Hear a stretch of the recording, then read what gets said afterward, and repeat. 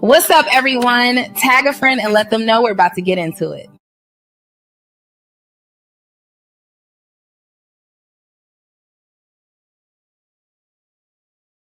Welcome to the Speak Her Podcast with your host, Camille Essick, the podcast where innovators and creators connect. Let's get started.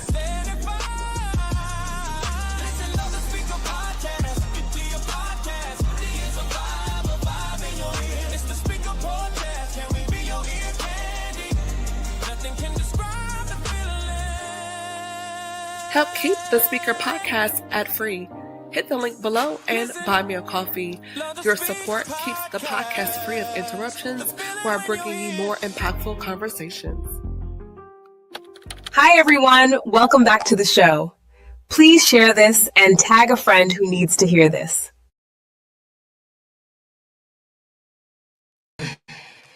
Hey, everybody. Welcome back. This is Camille Essick. I'm host of the Speaker Podcast. This is the podcast where innovators and creators connect. Be sure to hit that notification bell right now. Subscribe. We're across all streaming platforms such as iHeartRadio, Spotify, and Pandora. We have hit our first major milestone as we get closer to the end of the year. We're now over 10,000 downloads, and we're tracking towards 11,000 downloads. I'm super excited about that. And I have lots of things coming up for the month of November. If you haven't heard, Heart and Soul is coming back next month. We're going to continue the discussion with our men, Black men, mental health and relationships, and that is a conversation you don't want to miss. We're going to jump right in without further ado. She has some sprinkles put on since last time she was here. The Dr. Charity Rowe Marshall. Clap it up. She is here, y'all. I'm so excited. Thank you for joining us. Thank you for having me. Had to give her some applause. Okay. Listen, I'll take it. I will take it. Yes. So how's everything going? Catch us up. Graduation, family. What's new your way?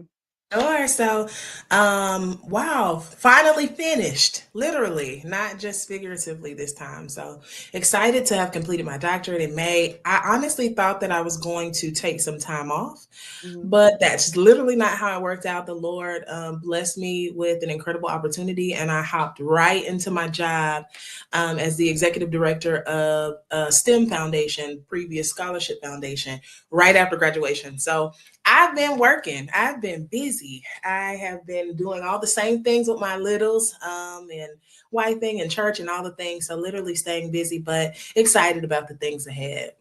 I'm so excited to have you here.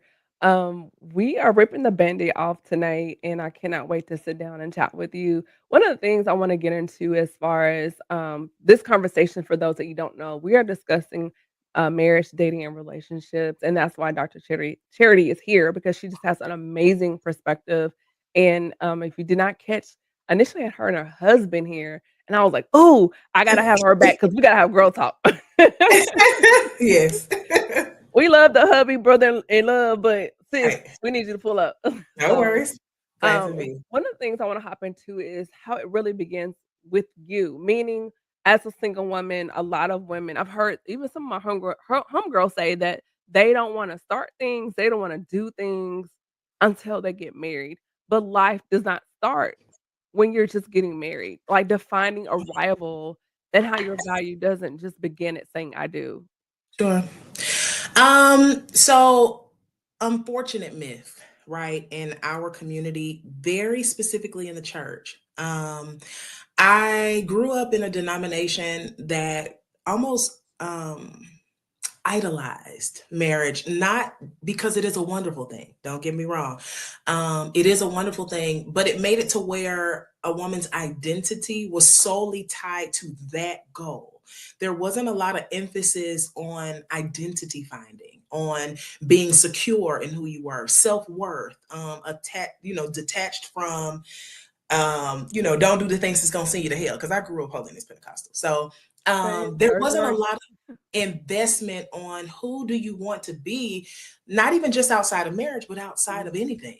who do you want to be as a person in the world? What mark do you want to make in the world? What story do you want your life to be able to tell once you're gone? I didn't see a lot of that. We didn't have a lot of that. And so I too fell into the category of women that made it a fairy tale, right? That was the ultimate goal. I could not wait. Because of how I was raised, I couldn't even go to prom, right? So it was like a major emphasis on, I cannot wait until I get married, until that is like the pinnacle, right? So much so that there were things about myself, about who I would grow to be, who I would love to be, who I have become, that I wish I would have invested the time to discover way before I met my husband. We come into this idea often that marriage makes us whole. But the truth is, the best kind of marriage, or the most successful marriage, is when both people come in whole. And it's not broken fragments. And sometimes as women, especially if you come from certain trauma narratives, you don't realize that when you carry those pieces into your whole space, it's doing nothing but ripping it apart and breaking crevices and opening up spaces really for the enemy to come in and divide. And so I think that I wish back then I would have been able to beckon, but here I am now saying it is so important to live and to discover who you are, what you want, before you're attached to anything. I love my children, and I know we'll get into motherhood later, but there were so many things that I didn't realize, that you don't just give up sleep. We kind of anticipate that, or you'll invest a different level of time. But there was a mental capacity and emotional capacity that I wish I would have really just refined very differently before I was spread in so many other places, working and being a wife and being a mom, and then even trying to become the person that the Lord wants me to be as well. I wish even I would have put that first, in my younger years, before I attached the mantles and assignment of my husband, of my children to my life. There is a lot of me that would advise single women, figure out who you want to be in the natural, but also fine tune who you're meant to be in the spirit before you acquire another assignment. Being married is an assignment. You carry your husband's mantle very differently. You will carry the assignment of your children until they're old enough to realize who and what they are called to be. If you are not secure in who you are, in the assignment that the Lord has placed you on the earth, what you'll find is that those lines will begin to blur, and you'll find yourself in many identity crises, right? Every whoa, you're saying a lot. Wait a minute. Sure. Let's unpack that. Multiple identity crises. Sure. Can you unpack that for us? Because you are dropping gems. Listen, we just talking. Yes. When I went to college, and I'm just using this in a very basic sense, I went because in my mind, I was a first generation college student on both ends. The goal was to make money. How can I make the most money? So I wanted to choose the profession, not even knowing if I actually, I had an idea, but not fully, I just knew I wanted to make the most money. And so I went to school at the best Florida A&M University, shameless plug. And I went for business. I knew I wanted to do something business savvy, but I allowed myself to kind of be talked into the world of accounting, right? If you're going to go into business, these pillar points that, as they would say, will make sure that you make the kind of money you want to make. But I didn't realize that I was called to people. And so post-college, when I sat in a cubicle crunching numbers, miserable, having spent money in a degree that I then said, I hate this. But it was the fact that I had not invested enough time to say, I am an introvert, but the Lord has called me into extroverted spaces. And so if I am not engaging in the personhood and the identity and the character that the Lord has called me to be, I find myself in this mini crisis, right? Because now I have finished a degree, although I didn't get my degree in accounting. I minored or attempted to minor in accounting. I was trying to head towards a path that would have led me to a life unfulfilled, because I thought that the goal should have been money.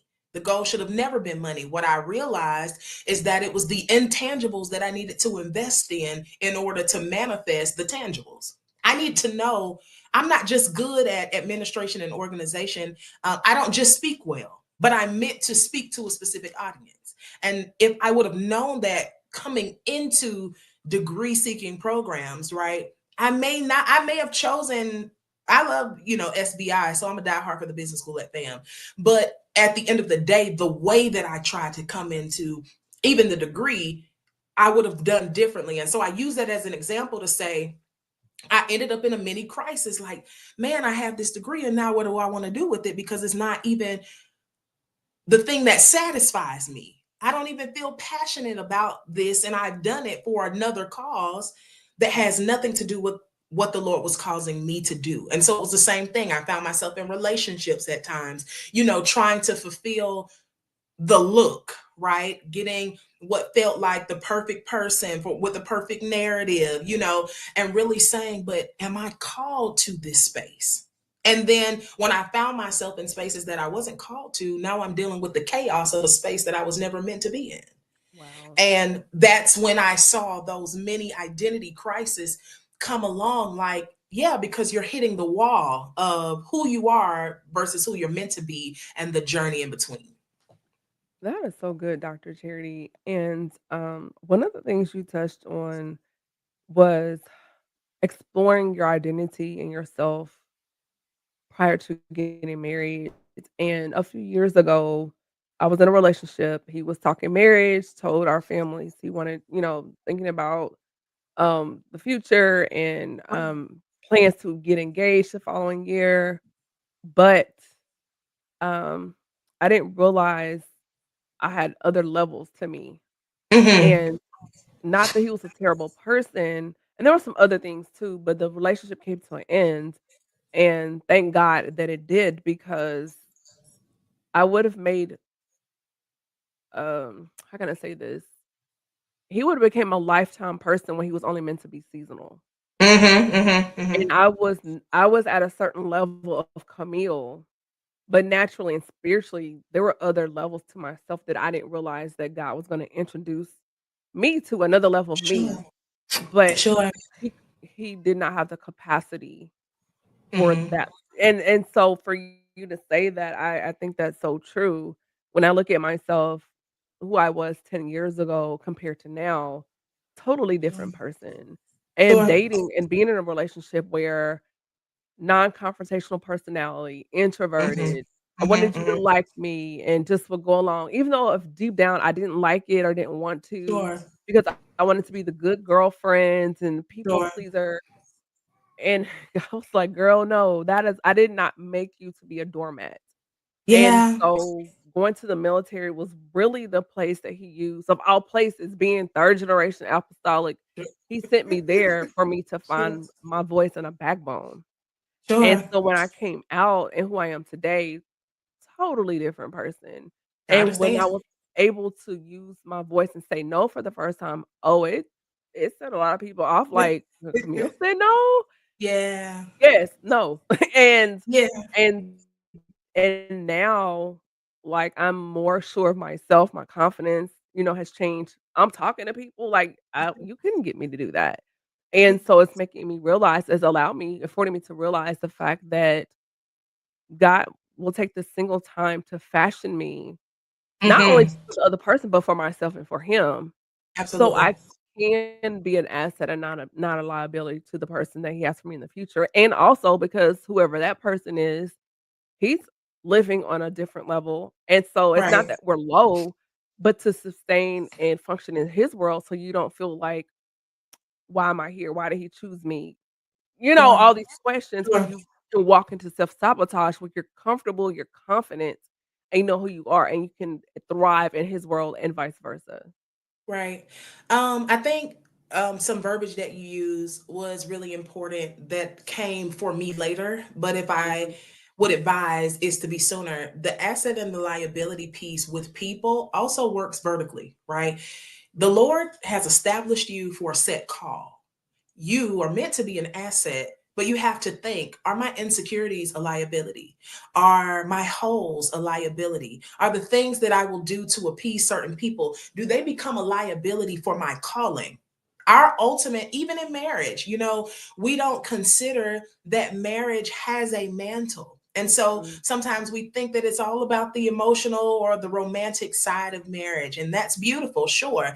But at the end of the day, there's an assignment attached to the people that we connect to, not even just marriage. But the truth of the matter is, even on your way to marriage, having the right kind of friends, having the right kind of circle is important. Who will uphold your assignment? Who will pray not just for you, but also pray for your marriage? Who will cover your family in the coming seasons? And how you attach yourself to people and things matters, and not just in the sense of personality likeness. While that does play a part, the truth of the matter is there were people that I considered my good friends that the Lord knew didn't need to be a part of the chapter of my life where I became a mother and a wife. Yeah, right. So a mother and a wife, let alone, sure, they could pray me through. We could talk on the phone all day, but there were some other things. And that's why, me and my cousin, we speak a lot. She's on about how intense it is to really dive into that verbiage where the Lord wants us to come into the mysteries of his heart. Because the truth is, the mysteries of God's heart usually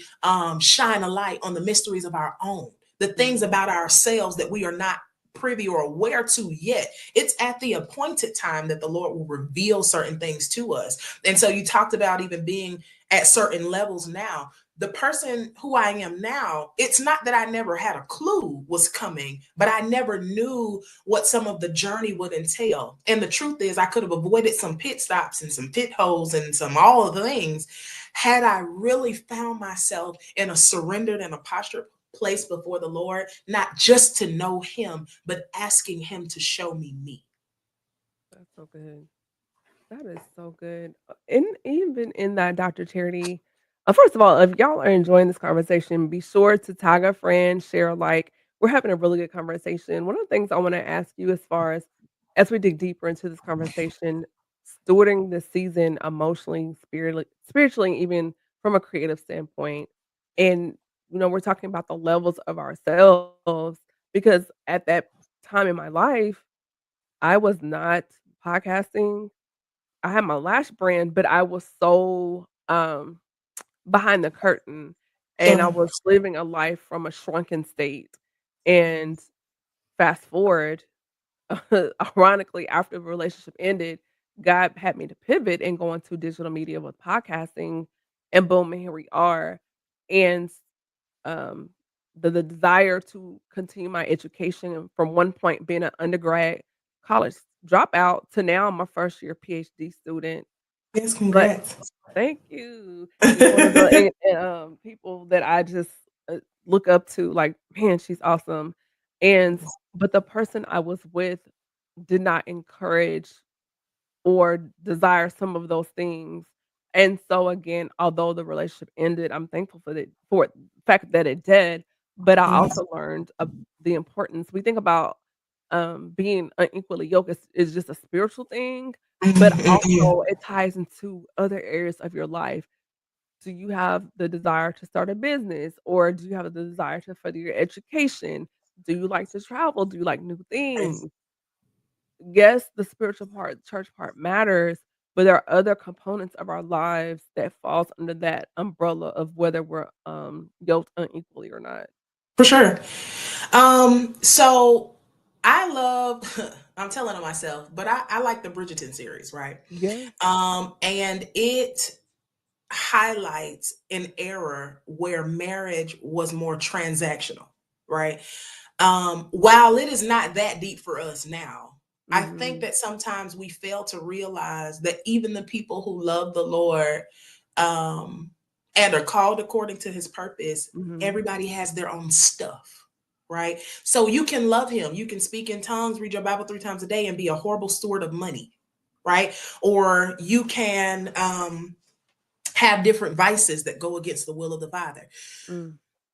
Who you marry, and I liken friendship in the same way, right? But who you marry matters outside of the four walls of the church and outside of their relationship with God.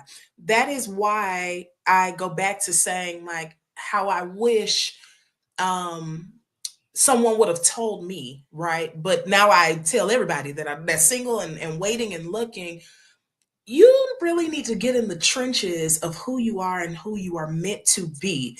Because let's say, if you, everybody wants to be a millionaire, right? So everybody, but are you actually preparing, budgeting, being financially disciplined enough for that lifestyle? And then whoever you're going to attach to you, are they capable of going in the direction where you are asking the Lord to bless, to Or favor, learning together. At least or working learning towards it. Yes. together? Right. It matters. But I use that to say everybody wants to be a millionaire, but we're talking about other things, right? If you're called to be a preacher, you're going to need somebody that knows how to intercede, right? And we're not talking about coming to the table with a level of perfection. What I'm more so mentioning is a level of awareness, heightened awareness, right? Even I am not the person yet who the Lord has called me to be, but being aware of who I am now and being aware of where I am going helps me decide that relationship, that friendship, that may not be the best for me, right? A friend of mine, she's a soror of mine, and she talks a lot about how earlier on, one of the things that she was very intentional about is the fact that there is an addictive personality in her bloodline, right? And so because she knew that, the way that she would steward herself as a gift for whoever the Lord is preparing for her is to be able to say, if you struggle with discipline, if you also have an addictive person, you have something that you can't, you and I might not need to come together, because I already know how Paul talks about everybody having a thorn, right? We have to come into knowing not just the great parts about us and how the Lord will use us and favor us and platform us. How is the enemy about to set you up? What's in your bloodline? What is in your innate DNA, the part of your flesh that even you are going to have to kill daily? And being able to steward that knowledge, that's what I'm saying, like stewardship, not just over tangibles, but over the intangibles, becoming more aware of your gifts, your graces, but also your kryptonites, the things that will slip you up, the people that will slip you up. There are some friendships before I met my husband, we not even entertaining, because I already know I will be in a sunken place with you, and choosing to avoid some of those things because of that heightened level of awareness, I think is top tier stewardship in singleness, right? Coming to a place where it's not just about all the good that but the parts of me that the Lord is still refining, and giving him the space to continue to refine those things before he calls you into a present season. Dr. Charity, you are unloading the clip and I love it. One of the things you said, you were talking about friend circles, and one of the things I've noticed in this season of my life, we reside in a place of transition, and as you get closer to crossing over into the next chapter of your life, there are some ruffling of feathers, and I've noticed in the season there have been people falling off. Honey. And we prayed that prayer, and it's so crazy in the last 6 weeks, and I've prayed it before, but in my prayer time, in my devotion time, in that quiet time, I was like, God, if there's anybody around me that doesn't mean me well, not careful, because he will. I prayed the prayer again, and I was like, for the next season, the blessing, people there that don't mean me, wish me well, harm, like went down the list. And within 2 days, what? Honey, it's a real thing. So man, I'm just like, I feel like Survivor, and I'm the last person standing on the island. When that thing's been clearing the room, and I'm like, them she's like, come on. Yeah. He's like, them two, they gotta go. And I'm like, man. And then he's like, but you prayed it. Right. You asked. You did and ask. Here we are. Right. I would love to encourage you otherwise, but the truth of the matter is it gets worse, right? I was told before I married my husband, you need to brace yourself for impact, because getting married and then becoming a mother will show you, not tell you, but show you who is meant for you and who isn't. And you will see relationships fall. Just pray for the Lord to replenish. Now, I didn't understand that advice prior to us getting married. Because in my mind, a lot of the spaces or the friendships that I had were solid. I am not, people often have me, and I should be a little embarrassed to say this, but I am not. People often have my personality confused. I am actually very much an introvert. I like to really be by myself in the house. People think because when they engage with me, I'm so, whatever. And that's really not true. I said that to say that means that a lot of my friends were long-term friends. We had been friends for a while. I think at the point that I got married, I only had one newer friend, and she still had been around for at least a year or two. And literally within 30 days, 30 or 60 days post-wedding, I had lost 3 friends. And prior to Wait. You lost 3 friends? lost, and I was so, mind you, somebody did tell me to brace for impact. I could not have imagined, like, these people, I'm talking about 10-year, 15-year, 20-year friendships falling by the wayside at the transition of a season for me. And so it hit my husband and I really, really hard. We could not wrap our minds around it, but you know what? We were like, we're going to press forward. Moving into motherhood, which is a whole nother story for me, because I lived most of my life believing that I wasn't going to be able to have children naturally. And so when I got pregnant, it was really like, whoa, we're going to incubate a little bit, because we didn't know that this miracle was going to be possible. And I entertained some difficulties on the front end of my first pregnancy. Right. But by the time, fast forward, I had my daughter, more friends, 2 specifically. And so I watched my little mini micro circle that had to be maybe only like 7 people or 8 people literally cut in half within because I got married, and then that following year I got pregnant, just dissolve. And the harder thing for me was that a lot of them fell without closure. And so I struggle with the Lord, like, what is happening? Because you would think, especially as a single woman, sometimes when you're amongst single women, everybody's like, oh, we can't wait for you to da-da-da-da-da. And everybody's talking about the celebratory nature of the sisterhood or the space prior to the blessing. But once the blessing arrives, sometimes it does become a difficult transition to carry certain friendships into the next space. And so I said all that to say, while I was grieved for a season, what I realized on the back end is that when the Lord says he will not leave you lack concerning his promises, he means it. And so if whoever leaves, or when whoever leaves, deal with it, grieve it, which is important too. But who the Lord sent, honestly, we didn't skip a beat. I came into adult friendships, some of my adult friendships, and not many, 1 or 2, but it made it to where I realized, you know what, Lord, you are still looking out for me. You are still covering me. And so I said all that to say, as a single woman, also being able to vet the friends that you're going to be able to carry into your next space. Is your homegirl secretly struggling with jealousy? Is your good girl secretly struggling with envy? When you get your blessing, are they behind the scenes? You pick up on something a little strange. Now, when Ked and I got engaged with one of my friends, I said, she's acting a little weird. Like, I don't know. It's like she is not wanting to come around anymore. And, but all of that came out later, that everybody cannot handle, when the Lord chooses to bless you, or the timing in which the Lord chooses to bless you. And so, I think being able to vet your friendships, and I'm going to plug this right here. I know this isn't a friendship episode, but Let's go. A sorority sister of mine, when she found out that I got engaged, and I will forever, I don't know if I ever doubled back to her. And so I'm going to send her this so she knows that I am talking about her. But she sent me this almost like open journal that she wrote post her wedding to new brides. Like, hey, here are 10 things that I learned. You might want to grab a hold of these. And one of the things that she talked about is not using the longevity of friendships to determine the proximity of the friendship in your married season. That right there. Yes. Because yes. I went through that this past month, and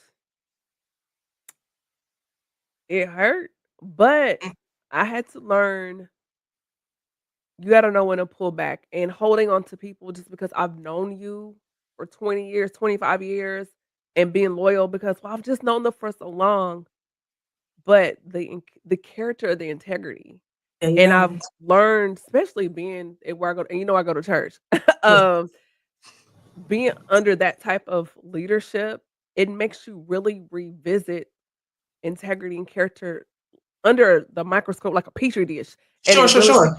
and I'm looking at things differently now versus before joining 3 years ago, and I'm like, "Wait, wait a minute," Yeah. blew my spot up because I thought, like, I knew, but when you see it at that level, it's like, "Oh, wait, I never thought about I didn't read the fine print, wait," Sure. and I didn't read the terms and Sure. conditions, and to see it now, fast forward, that Yeah. word "friend," I'm Yeah. not so quick to throw it around, Right, right. and Well, and the other thing is about one thing that so I'm a super accountable person, right? I don't yes. struggle with accountability. So when things end or things don't go the way that I anticipate that they should, I always take a moment to say, what could I have done better? Or what was it about Right. me? And one thing that I have realized is that at the failure of a thing, there's an opportunity for a mirror. And what I realized is that just like in relationships, also in friendships, you'll see red flags, you'll ignore them, right? Mhm. Or you will realize, or I've had moments where I've had to think to myself, why was I even that type of friend? Right? Because I had to come, and I'm talking about me, not y'all. Right, Okay. no, But my that's personal good. No, yes. testimony was Right. about I did for a long time struggle with that hero complex. I Mm. struggled with that savior, wanting to be there and help and do and become and all the things.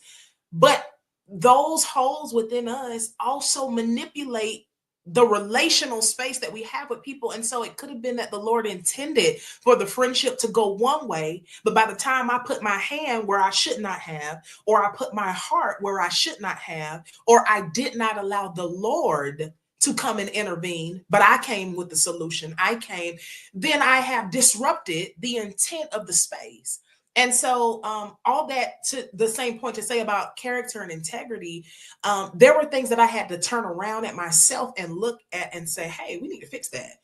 Now, don't necessarily struggle with some things, but also it is a struggle to not be able to identify certain traits in other people. Why are you ignoring people who struggle with pride?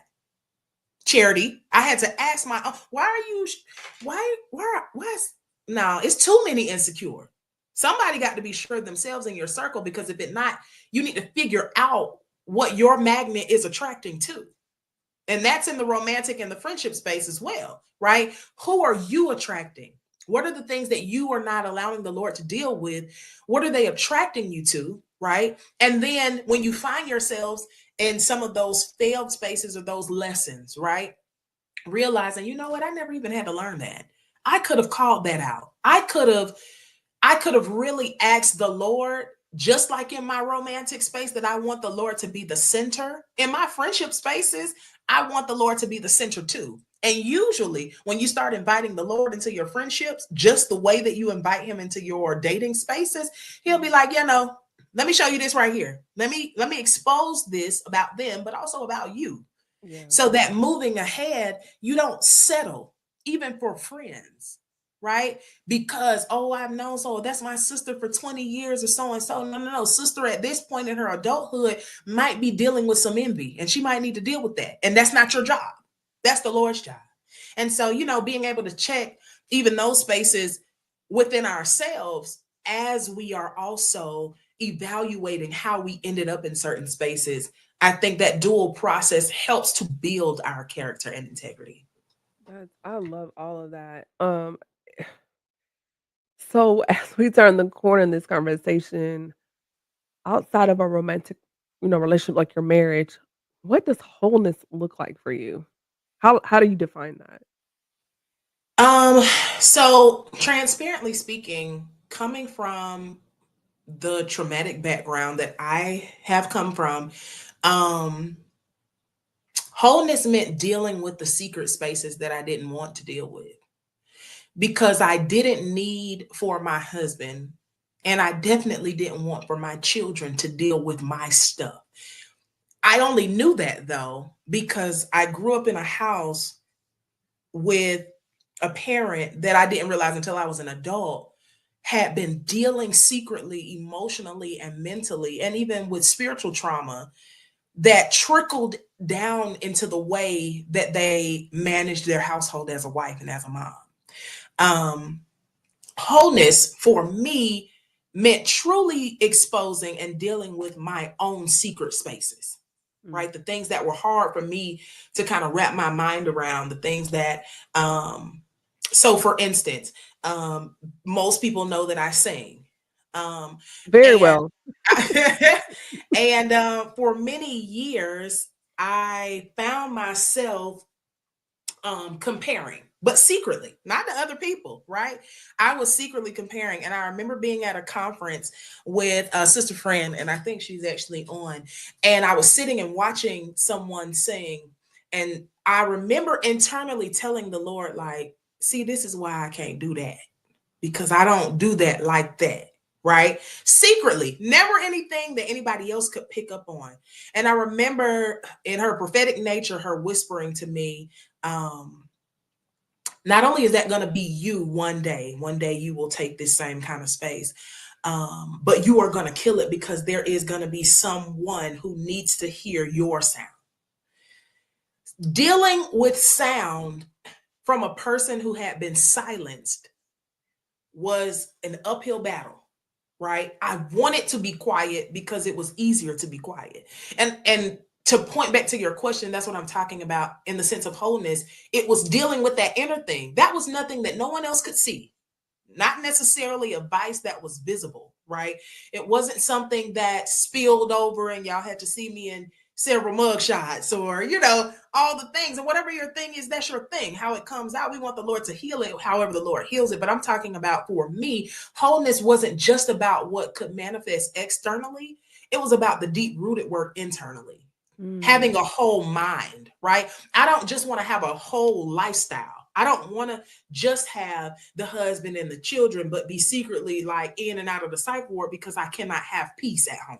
Or peace in my mind, peace in my spirit, right? The fruits of the spirit, we often learn them in a very trivial way. But the truth of the matter is they're a great compass for wholeness. Because if you don't have joy, you may need to check something at the door. If you don't have peace, you might need to look at something inside, and let's say it could be caused by something externally, right? But if I don't have love, if I can't walk in love, real love, I'm not talking about, the kind that just lands you in the bedroom with your spouse. I'm talking about those people that you have to walk by on Sunday morning on your way into the sanctuary, right? Or having to love people who have wronged you. Forgiveness, right? The real big one in the room, the real elephant in the room. The real F word. Listen, having to forgive people in spaces that will never offer you an apology, right? Or conversation. Or the conversation. That was and is, and it became the benchmark for wholeness for me. I said, I don't want to just look good. I want to be good. I don't just want to sound good. I want to feel good within my actual self. I don't even just want to have good. I want to produce good. Because the other thing is that when you are broken, even if you package it up nice, brokenness still bleeds. People will feel it. People will see it eventually. You can hide it for some time. But I think that's what we are seeing at the celebrity level, in a sense. We are seeing broken pieces, the consequence of living secretly with broken pieces. Suicide rates being at an all-time high with people who have millions in the bank. That's because there is a level of wholeness that we are not, we have misguided for what's visible, what we can put together well. But for me, I came into a place, and this was after I decided to be in therapy and stay in therapy. And even right now, I am in therapy. My husband and I, we have a marriage counselor, not because things are good. She's just there for the month. Hey, we checking in. Because why? I realized that in order to keep peace, to keep joy, to keep wholeness, there is a constant work that I have to surrender myself to. And that's not just interceding before the Lord, but also putting my own hands to the plow, letting certain things when they arise, right, not fester. Hey, Lord, I realize I'm dealing with this. I had something come up recently, and I literally told my cousin, I said, I can't believe that I am still dealing with that. I thought that I was over it. I just had that conversation with God. Oh my gosh. I just had that conversation with God within the last 48 hours. Like, And you then he think will you're good show. and it's a residue. And I'm like, Lord, why won't you take this? Like, take Yeah. it. I don't want it. Something will come up and trigger it. And it was just I learned, one of my fathers in the gospel, he used to say, God is not going to platform you for you to fall through your own pit holes. Okay, so like he will keep showing you a thing until it's really dealt with. You will think that you've swept it under the rug well, but until you allow the Lord to literally uproot some stuff, he'll keep bringing it back. And my point is saying that even in the conversation of wholeness, again, is about that constant work. Lord, always creating me a clean heart, renew the right spirit in me. Don't cast me away from your presence. But the truth is, I never want you to take your spirit from me, right? That is a constant prayer for me, because it is your spirit that will reveal certain things about who I am, what I'm thinking, what I'm feeling, that even I won't want to audibly ever say out loud.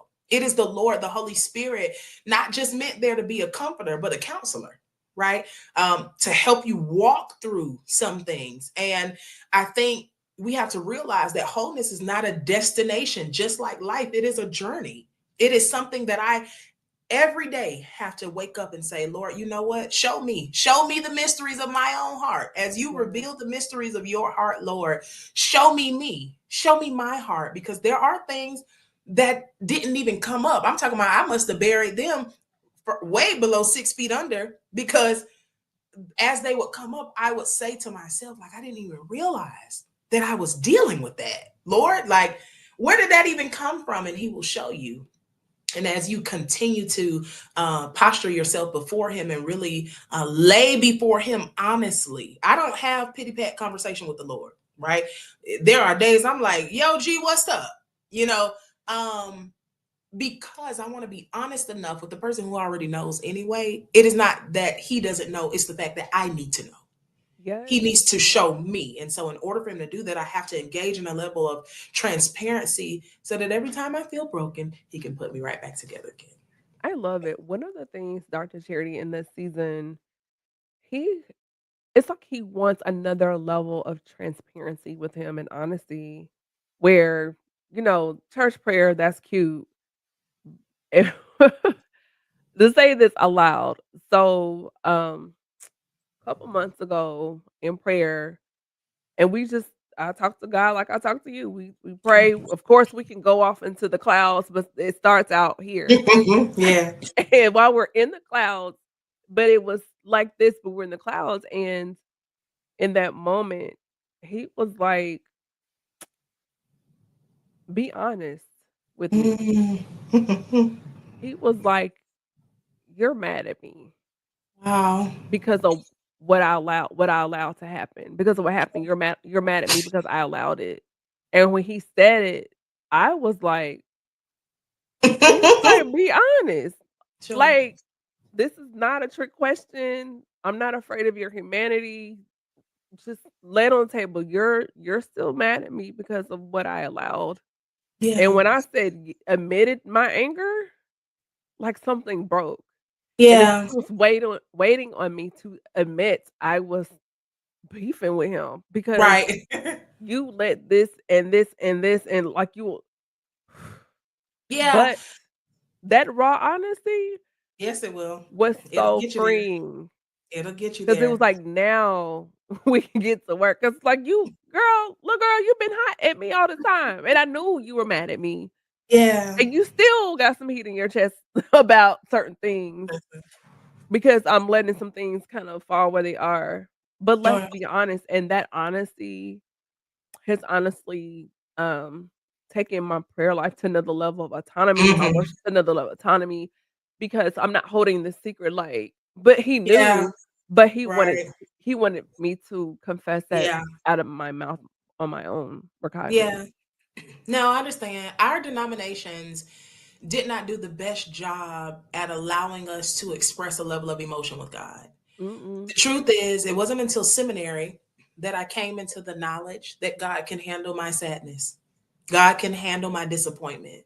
God Mm. can handle my anger. And so, since He knows it's there anyway, why not give it to Him? You know, and I think even as it pertains to wholeness, right, and stewarding yourself in a season, it behooves us to get honest with God. Yeah. Because it is at that point that He will say, now let me show you why. Let me show you where. Let me show you how this is coming back together, right? We believe all things are working together for the good. Sometimes I think we mistake that into believing that all good is only good as God. No, no, no. Sometimes He will allow a little heartbreak. Sometimes He will allow a lot of headaches. Sometimes He will allow certain levels of disruptions, right? We call them, or we believe that they are divine disruptions. Being able to believe that the Lord would cause a rift in the road most of the time is to get our attention, or to point our attention or our focus to a new level or to a new place, and being able to change our perspective and being able to say, I'm upset and I am disappointed in this outcome. But the truth of the matter is, what it reveals is that there was still a lack of trust in your goodness.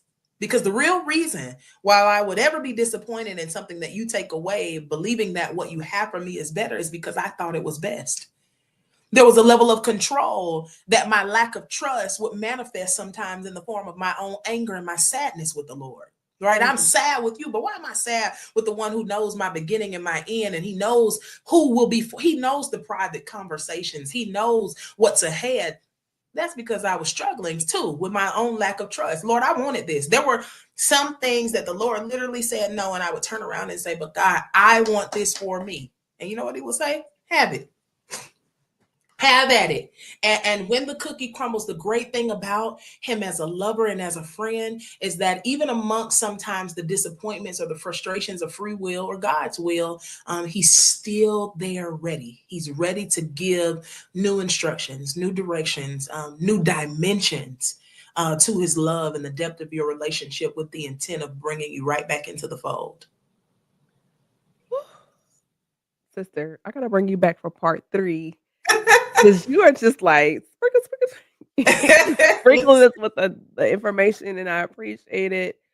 One more question before we wrap up. One of the things I want to ask you is, how is it for women, or why is it, I should say, ignoring red flags is also often rooted in low self-esteem? You know, that's so multi-layered. I'm going to try to give you We the may have to, elevator. like, pause and come back, but I just had to throw that one out there. Sure. So the quick answer I would be able to say is, it is often that we don't even realize how insecure that we are. Mhm. Therefore, we make very insecure decisions with people and other things. I may not have realized that I struggle with the need for affirmation, but I find myself in spaces then needing validation that I don't actually need. And so when that space comes to a demise, I'm at a quagmire, right? Not realizing that it was my own stuff, right? It was this own crevice that somebody or something or even a spirit was able to peep out before I was, right? And come in and take root and take control. Um, One of the things that I found about ignoring red flags, whether we're talking about in the romantic sense or the platonic sense, just like I was sharing about that lack of trust in God, right? How that exposes, like, why would we settle when He has set something aside for us? Why would we settle when we've been set apart for something? The other part of that is because most times we need to deal with the fact that life has convinced us of a worth that's beneath the worth that He has set aside for us. And so I talk a lot about, I'm a plus size girl and I'm good with that thing now, so people don't have to worry. But way back when, elementary school me, middle school me, when I first gained my weight and kids were mean and nasty, there was a part of me that thought I needed to accept it. Whoever wanted to accept this thing that I've let other people put on me as a flaw. Right. And so I spent my late teen going into adult childhood years, accepting the type of person, right, that wasn't for me, but because they wanted me, right, I thought that I had to just meet them in the middle, right? I had to come into realizing, one, that's something that other people put on you. You don't take that, right? And that's just in the short version that took time. But the other side of that was like, hey, if he's preparing a table for me in the presence of my enemies, he's also preparing a person for me in the place of my destiny. And I never have to settle for what I think accepts me, because the truth of the matter is he is going to invite a person that he has appointed into my space that will love every single crevice, every single, okay? And he don't play about you either. Let Loves somebody mess around and find out. Listen. And so, it is that. It is the point that we need to also be honest with ourselves about the holes that are on the inside. If you are struggling with the thing, or you realize, like, you know what, I don't feel the prettiest, we don't need to keep finding ourselves in spaces that make us only feel pretty in public, but they mismanage and misuse us in private. What we should do rather is deal with the person who is struggling with the physical appearance of who you've come to be. Let the Lord build you up and boost your confidence, so that as you enter back in the space where other people have to present themselves worthy, right, you'll be able to say, oh, no, not that. Not that. We're not doing that, because I know who I am. I know whose I am, and I know what I bring to the table. And choosing to get to the point in your singleness where you aren't bringing your traumas, you aren't bringing your insecurities, you aren't bringing your holes, it's going to set you up for a different standard of people, of life, and to where you won't find yourself settling, but people will have to raise themselves to your standard. And they will. The right people will raise. I love it. One thing from our co-host, she has a quick question for you, and then we're gonna wrap up. Before we wrap up, what are your key takeaways from our conversation, and where can our listeners find you on social media?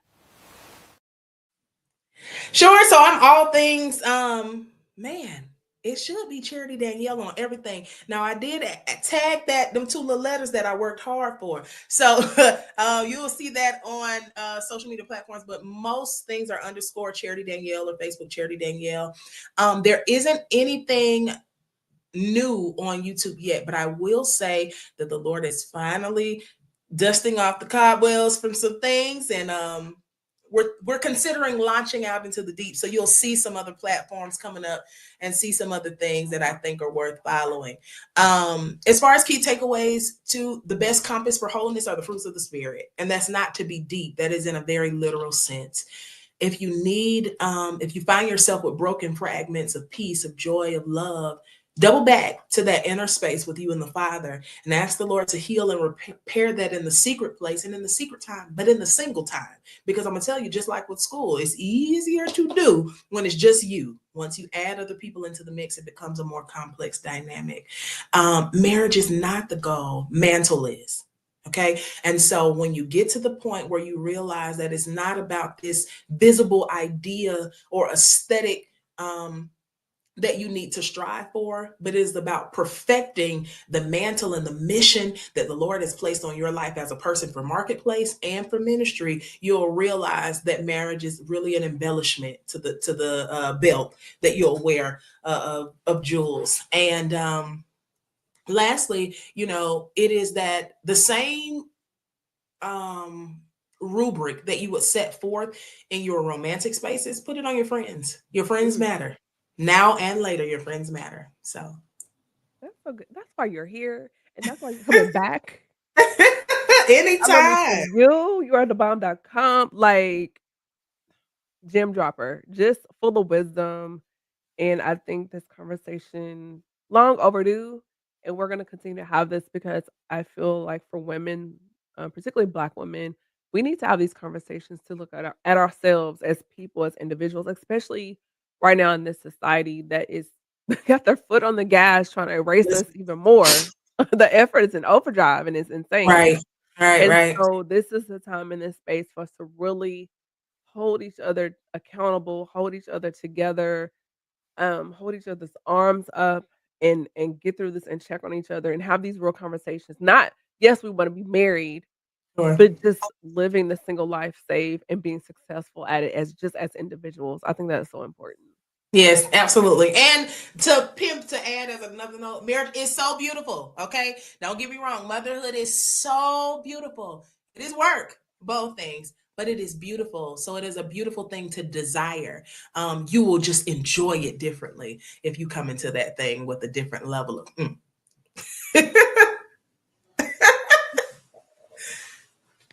We're gonna keep it right there. We're gonna put a pin Okay. in it because I like that.